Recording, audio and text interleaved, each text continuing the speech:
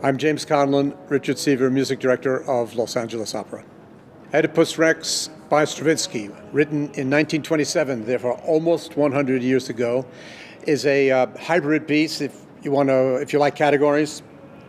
Called it an opera oratorio, and that's part of its fascination. This opera oratorio takes place while the city of Thebes is experiencing an epidemic, a pest, as they call it.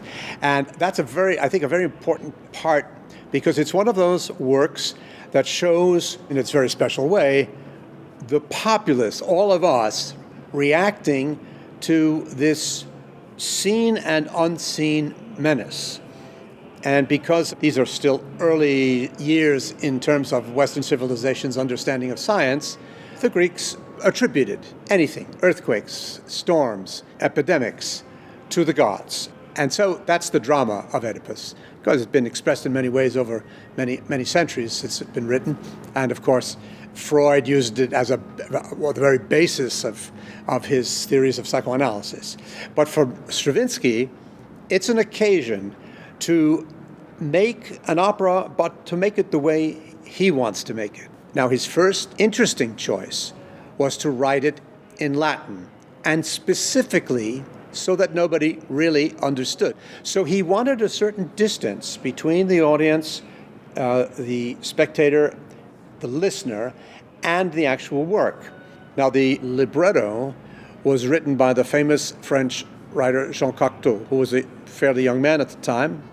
This is not a work that wants to wallow in its own emotions, where its characters are going to have these great feelings and are going to express them to and for and against each other. They're not going to react in a great emotional way.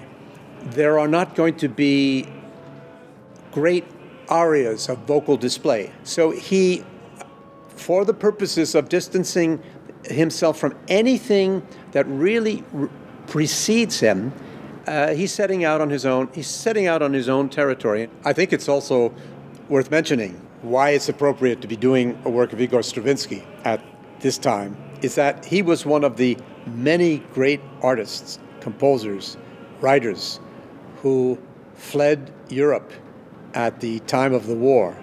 And he came to Los Angeles, and he lived here for approximately 30 years. He made it his home, and he left his stamp on our history right here in Los Angeles.